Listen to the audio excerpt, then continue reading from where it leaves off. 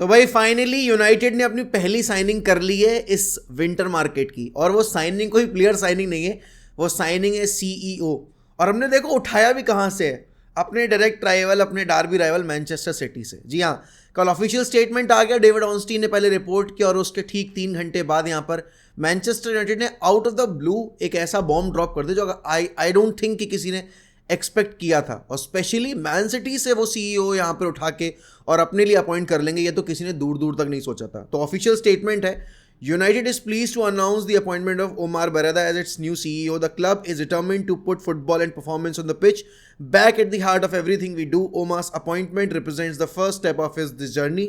As one of the most experienced football executive at the top of the European football, Omar brings a wealth of football and commercial expertise with a proven record of successful leadership and passion to help lead change across the club. He is currently serving as a Chief Football Operation Officer for City Football Group, overseeing 11 clubs across 5 continents, and prior to this held senior role at Barcelona. तो सवाल ये खड़ा होता है कि आखिरकार ये possible कैसे हुआ, और एक ऐसा इंसान जो कि सिटी फुटबॉल ग्रुप को अक्रॉस 5 कॉन्टिनेंट्स मैनेज कर रहा था, एकदम से रातों रात मैनचेस्टर यूनाइटेड में इंटरेस्टेड कैसे हो गया, और वो भी डायरेक्ट स्विच कैसे कर सकता है। अब देखो, जब इनेos ग्रुप आया तो सबको पता था कि मेजर चेंजेस होने वाले हैं बैकरूम स्टाफ में और हायरार्की लेवल पे, क्योंकि यहाँ पर अब जो फुटबॉलिंग डिसीजंस हैं वो नहीं चाहते कि ऐसे लोग लें जिनका फुटबॉल से दूर दूर तक नाता नहीं रहा है। और इसीलिए यहाँ पर अप्रोच किया जा रहा था अलग अलग नामों को। आपने देखा था कि हम डैन एशवर्थ से लिंक हो रहे हैं, पॉल मिचेल से लिंक हो रहे हैं, और आपके क्लॉड के साथ भी लिंक हो रहे थे, क्लॉड ब्लैंक के साथ भी लिंक हो रहे थे। तो डेफिनेटली यहाँ पर इतना तो आइडिया था कि अब जो फुटबॉल ब्रेन्स हैं जो कि आपके बड़े बड़े इंस्टीट्यूशंस के साथ काम कर चुके हैं, अब आपको वो हो सकता है देखने को मिले। लेकिन किसी ने ये नहीं सोचा था कि भाई ओमार बरेदा जो कि अभी सिटी ग्रुप के 11 क्लब्स को मैनेज कर रहे हैं अक्रॉस 5 कॉन्टिनेंट्स, हम उनको पिक कर लेंगे। और प्रीवियस एक्सपीरियंस उनका बार्सिलोना के लिए भी रहा है। तो आप देख रहे हो कि 2 ऐसे क्लब्स जो कि एलीट हैं, 2 ऐसे क्लब्स जो कि सक्सेसफुल रहे और अपनी डोमिनेंस के लिए, अब अगर आप देखोगे सिटी तो जानी जा रही है, उससे पहले बार्सिलोना थी। तो इस वक्त पर जिन ट्रेंचेस में मैनचेस्टर यूनाइटेड है उसको बाहर निकालने के लिए आपको ऐसे इंसान की ज़रूरत है। अब सवाल ये खड़ा होता है कि जो सिटी 115 चार्जेस फेस कर रही है, क्या वो रीज़न बना है इस स्विच का, या फिर कोई और वजह रही है? क्योंकि यहाँ पर ऐसा माना जाता है, और सैम ली जो कि one of the most reliable journalist हैं आपके मैन सिटी के, उन्होंने ये चीज़ रिपोर्ट की है कि चिकी बर्गस्टाइन के बाद यहाँ पर ओमार बरेदा को देखा जा रहा था एज ए सक्सेसर, और यहाँ पर कहीं ना कहीं आने वाले टाइम में उनको वो पोजीशन जो कि बर्गस्टाइन की थी वो दी जा सकती थी।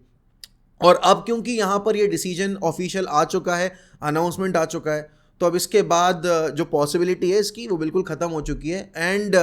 मैनचेस्टर यूनाइटेड अब प्लान कर रही है आने वाला time under their new CEO. और अब यहाँ पर डैन एशवर्थ की जो खोज है, या फिर आप बोलोगे और अगर आपके डायरेक्टर फुटबॉल की जो खोज है वो और तेज़ हो चुकी है। और अगर आप सिटी ग्रुप से कोई इंसान अपने क्लब में ला सकते हो तो आई थिंक न्यूकासल से लाना थोड़ा सा और ईजी होगा, क्योंकि इस वक्त पे मैन सिटी का जो स्ट्रक्चर है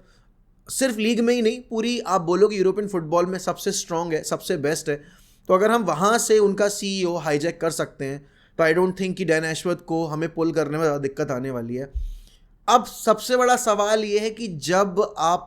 यहाँ पर सिटी के ऊपर जो एलिगेशंस लगे हैं, अगर वो प्रूव होते देखते हो, तो फिर उसका असर यहाँ पर क्या आपके सीईओ पे पड़ने वाला है? क्योंकि हमने बहुत सारी रिपोर्ट्स पढ़ रखी हैं कि जहाँ पर मैन सिटी को सीरियस सैंक्शंस लग सकते हैं, और हमने अभी देखा भी था हाल ही फिलहाल में कि लोगों को कैसे बैन किया गया है। अभी यहाँ पर हमने देखा है कि अभी सिटी के अलावा जो ग्रुप आप बोलोगे एफएफपी रेगुलेशंस को ब्रीच करते हुए पाए गए हैं, उन पे फ़ाइन लगा है या फिर उनके ऊपर पॉइंट डिडक्शन लगे। यूनाइटेड ने एफएफपी ब्रीच के चलते अभी फ़ाइन भरा था। एवर्टन ऑलरेडी 10 पॉइंट्स की डिडक्शन फेस कर चुकी है अभी नॉटिंघम फॉरेस्ट, और आप बोलोगे एवर्टन को वापस से सेम चीज़ के लिए अब इन्वेस्टिगेट किया जा रहा है। और यहाँ पर सिटी जिसके ऊपर 1 नहीं, 2 नहीं, 10 नहीं, 15 नहीं, 20 नहीं, 50 नहीं, 115 चार्जेस लगे हुए हैं, उनके अगेंस्ट क्या सैंक्शंस लगाए जाएंगे, और उन सब में जो लोग इन्वॉल्व हैं उनके ऊपर क्या यहाँ पर जो है एक्शन लिया जाएगा। अब देखो, जो रिपोर्ट्स आई हैं उनके हिसाब से तो मार्क बरेदा का कोई भी यहाँ पर इन्वॉल्वमेंट नहीं था। जो भी आपके ये सैलरी डिस्प्यूट्स और आपके जो फेक आप बोलोगे जो कमर्शियल्स दिखाए गए हैं, जहाँ पर एक fake source of revenue generate करके आपने पेश किया सबके सामने, जो एलिगेशन लगे हैं, मैं ये नहीं कह रहा कि ये प्रूव हो चुके हैं, जो एलिगेशंस लगे उसमें बताया जा रहा है कि भाई आपके जो करंट सीईओ अपॉइंट किए गए हैं उनका कोई हाथ नहीं है।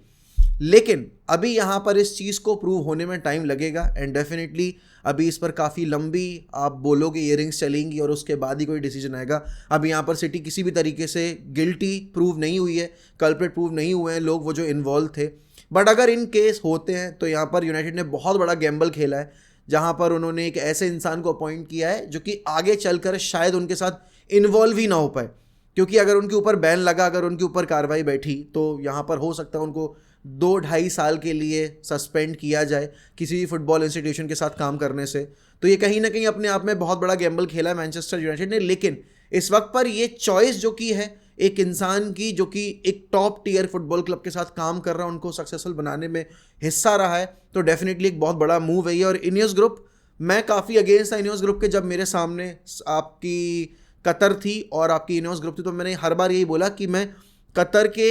जो वादे हैं उनको ज़्यादा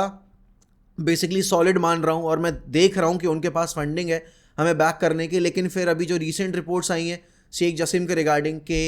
शेख जसीम में जो वादे किए थे उनको बैक करने के लिए उन्होंने कभी भी कोई फाइनेंशियल प्रूफ सामने नहीं रखा और अपने आप को वो बेसिकली यूनाइटेड स्टेक होल्डर्स के सामने और ग्लेजर्स के सामने कभी उस फ्रंट फुट पे लाकर प्रेजेंट नहीं कर पाए जिस पर आके आपके जिम रेडक्लिफ ने यहाँ पर डील फाइनलाइज कराई। बट अब सवाल ये खड़ा होता है कि इसके बाद अगला स्टेप क्या है मैनचेस्टर यूनाइटेड के लिए, क्योंकि देखो सिटी इन सारी चीज़ों से इफेक्ट नहीं होती है। सिटी यहाँ पर प्लेयर्स बेच रही है और जो प्लेयर्स उनके लिए फुटबॉल में पिच पे खेल रहे हैं वही उनके लिए मैच जीत रहे हैं, राइट। जो पीछे काम कर रहे हैं डेफिनेटली वो तो है ही इंपॉर्टेंट, लेकिन अगर सिटी यहाँ पर गुंडोगन को सेल करके माहरेज को जाने देकर एंड डेफिनेटली उनके जो बाकी प्लेयर्स रहे हैं उनको जाने देकर भी अगर यहाँ पर यूसीएल के लिए फाइट कर रही है, एक और वापस से ट्रैवल के लिए फाइट कर रही है, तो आप बोलोगे कि सिटी को इन सारी चीज़ों से फ़र्क नहीं पड़ता। डेफिनेटली थोड़ा बहुत आप बोलोगे इम्बैलेंस ज़रूर आएगा, थोड़ा सा मिसमैच ज़रूर होगा कॉम्बिनेशन जिन लोगों के साथ वो काम कर रहे हैं। बट अब यहाँ पर यूनाइटेड इस अपॉर्चुनिटी को जिन्होंने ग्रैब किया है उस पर कितनी अच्छी तरीके से कैपिटलाइज करती है वो देखने वाली बात होगी। क्योंकि अब साइनिंग्स जो हमने कर रखे हैं, जैसे अब आप मल्टीपल साइनिंग्स की बात करो, अंडर रिचर्ड आर्नल्ड और आपने जॉन मार्टाओ के डायरेक्टर ऑफ फुटबॉल रहते हुए जो की हैं, जैसे कि आप जेडन सैंचो की बात करो, एंटनी की बात करो, I don't think recent times में एंटनी से बड़ा फेल्ड ट्रांसफ़र कोई और हुआ होगा। मैं बोल रहा हूँ पूरी प्रीमियर लीग के आप सारे ट्रांसफर्स को मिला लो और एंटनी को एक तराजू रखो, फिर भी एंटनी का ट्रांसफ़र जो है वो सबसे बड़ा फेलियर है। क्योंकि यहाँ पर आइवन टोनी जो आपके 8 महीने से गायब थे फुटबॉलिंग सीन से, वो आकर अपना खाता खोल रहे हैं ब्रेंटफोर्ड के लिए, वो आकर गोल स्कोर कर रहे हैं। और एंटनी जो पिछले 8 महीनों से लगातार खेल रहे हैं, उन्होंने अभी तक अपना डक ब्रेक नहीं किया है, एक असिस्ट नहीं है, एक गोल नहीं है इस सीज़न के अंदर एंटनी का। तो वहाँ पर कहीं ना कहीं हमने जो अमाउंट पे किया आईएक्स को, अगर हमारे पास बेटर लोग होते जो कि इन फाइनेंसेस को हैंडल कर रहे होते तो हमें कभी ये सिचुएशन फेस करनी नहीं पड़ती। उसके अलावा यहाँ पर अगर आप बात करो मेसन माउंट की साइनिंग, ठीक है एक मैनेजर डिमांड करता है सर्टेन प्लेयर्स, लेकिन जो हायरकी में बैठे लोग हैं उनको ये चीज़ देखनी पड़ती है कि वो जिस प्लेयर में इन्वेस्ट कर रहे हैं वो सेंस बना भी रही है डील। अगर आप देखोगे 5 साल के प्रोजेक्ट के अंदर जो उसका पिछले 2.5 साल का 2 साल का परफॉर्मेंस रहा है, वो क्या हमारे प्रोजेक्ट को हेल्प करेगा आकर, उसका जो फिटनेस लेवल रहा है क्या वो हमारे जो अभी स्क्वाड में बैठे प्लेयर्स हैं उनसे बेटर है या फिर उनके लेवल पर ही है। क्योंकि आप जब कोई साइनिंग करते हो ना तो आप हमेशा अपना स्क्वाड अपग्रेड करने के लिए साइनिंग करते हो, आप कभी भी अपने लेवल को मेंटेन करने के लिए साइनिंग नहीं करते बेसिकली। सिटी भी है, अगर सिटी अगर हर साल अपने स्क्वाड को रिवैम्प कर रही है, अगर उसमें और प्लेयर्स डाल रही है तो वो इसलिए करते हैं क्योंकि उनको आगे बढ़ना है, उनको और बेटर होना है, उनको जो उनकी लॉन्जेटिविटी है उसको बना के रखना है, उनकी सक्सेस की जो लॉन्जेटिविटी है। United on the other hand have made so many mistake, चाहे आप एलेक्सिस सैंचेज वाली डील की बात करो या फिर यहाँ पर आप एंजल डी मारिया वाली डील की बात करो या फिर आप रिसेंट टाइम्स में अगर जेडन सैंचो या फिर आप अगर मैं बात करूँ एंटनी की या फिर आंद्रे ओनाना की, इन डील्स पर बात करो, वहाँ पर यूनाइटेड ने मुँह की खाई है। और अब यहाँ पर आपके सीईओ के आने के बाद अगला स्टेप जो है वो है डायरेक्टर ऑफ फुटबॉल को अपॉइंट करना। यूनाइटेड अगले सीजन में जाते में डेफिनेटली यहाँ पर सेम लोगों के साथ कैरी नहीं कर सकती और डेफिनेटली हम करेंगे भी नहीं, क्योंकि इनियोस ग्रुप थोड़े सा सीरियस लग रहे हैं अभी इनिशियली। या तो आप ये बोल लो कि फैन बेस को इम्प्रेस करने के लिए उन्होंने इतनी जल्दी काम करना शुरू किया, लेकिन जो भी किया है I think they are moving in the right direction. Summer transfer window में साइनिंग्स होंगी जो होंगी, विंटर ट्रांसफर विंडो में अगर मैं देखूँ मुझे कोई उम्मीद नहीं है। लेकिन जो न्यूज़ निकल कर आई है that United are interested in signing Brian Brobbey. अब देखो मुझे एक चीज समझ में नहीं आती कि यूनाइटेड के पास सिर्फ एक ही क्लब बचा हुआ है जिसको वो बेसिकली देख रहे हैं, जिससे वो प्लेयर्स लाना चाहते हैं, और ये कहीं ना कहीं टेन हैग की टैलेंट आईडी पे बहुत बड़ा सवाल खड़ा करता है कि टैलेंट ने जितने भी आपके टेन हैग ने जितने भी प्लेयर साइन किए हैं, या तो वो उसके प्रीवियस क्लब के लिए खेल चुके हैं या फिर वो उसके प्रीवियस क्लब से लिंक थे क्योंकि वो उनको उस क्लब में चाहता था। इसके अलावा आप देखोगे उसने जो भी यहां पर प्लेयर साइन किए या करना चाहे हैं वो उसके रडार से बाहर निकल के उसने नहीं देखे। और आयक्स से आपने लिसांद्रो मार्टिनेज उठा लिया, आयक्स का फॉर्मर प्लेयर आपने आंद्रे ओनाना उठा लिया, आयक्स से जो लिंक था प्लेयर पहले जब वो थे आयक्स में को आपके मेसन माउंट, उन्होंने आपको ने उसको उठा लिया। देन आपको रेस्मस हॉयलैंड चाहिए था वहाँ पर, आपने उसको उठा लिया। देन आप यहाँ पर टाइल मलासा की बात करो, वो आपके रेडिविजी लीग में खेल रहा था, वो वहाँ पर आयक्स में लेके आना चाहते थे उसको, आपने उसको वहाँ से उठा लिया। एरिक्सन जो कि आपके 1 महीने ट्रेन किए थे आयक्स के साथ जब वो अपनी हर्ट कंडीशन से रिकवरी कर रहे थे और इंटर मिलान के साथ वो उनका कॉन्ट्रैक्ट जो था वो टर्मिनेट हो गया था, तो उन्होंने वहाँ देखकर एरिक्सन को वहाँ से उठा लिया। एक्सेप्ट फॉर कैसेमीरो आप बोलोगे यहाँ पर कोई प्लेयर ऐसा नहीं है जो कि प्रीवियसली टेन हैग के कॉन्टैक्ट में ना रहा हो, और आप इसीलिए यहाँ पर आप रिपोर्ट्स भी पढ़ रहे हो कि भाई टेन हैग का और कैसेमीरो का या टेन हैग का या वरान का, मतलब बेसिकली जो उसके साथ नहीं पहले खेले हुए हैं उसके अंडर खेले हुए हैं उनसे उसकी नहीं बन रही है। एंड टेन हैग ने ऑन द वे बहुत सारी मिस्टेक्स भी की हैं, जैसे कि अब यहाँ पर अगर हम देखें तो जिस तरीके से उन्होंने यहाँ पर सेंटर बैक एरिया में कोई इन्वेस्टमेंट नहीं किया, ऑल्दो उनके हाथ बंधे हुए थे, या फिर ओवर ऑब्सेशन के चलते जिस तरीके से उन्होंने मेसन माउंट पे फंड्स वेस्ट कर दिए, एंटनी पे फंड्स वेस्ट कर दिए, एक प्रो स्ट्राइकर लाने की बजाय वो यहाँ पर एक काफ़ी यंग स्ट्राइकर लाए बहुत ही हेफ्टी प्राइस टैग पर। ऑल्दो अगर जो पोटेंशियल है आपके रेस्मस हॉयलैंड का अगर वो हिट कर जाते हैं, it could be a very big boost to Manchester United. 1 साल की सफरिंग ठीक है, हो सकती है, बट उसके बाद अगर वो अपने पोटेंशियल को रीच करता है, I think United will have a very good player eight their hands. But सवाल वही है कि इफ बट्स एंड मेबीज में जो हम खेल रहे हैं अभी, वो कब तक और खेलेंगे, और टेन हैग के पास एक्चुअल में अब टाइम कितना है, क्योंकि नया सीईओ आया है, उसका काम करने का तरीका अलग है, वो एक ऐसे मैनेजर के साथ अभी काम करके आया है जो कि रूथलेस से सिर्फ जीतना जानता है और सिर्फ जीतना ही चाहता है। और ten Hag on the other hand यहाँ पर जो प्रोसेस फॉलो कर रहे हैं वो दूर दूर तक आपको जीत तक ले जाता नहीं दिख रहा।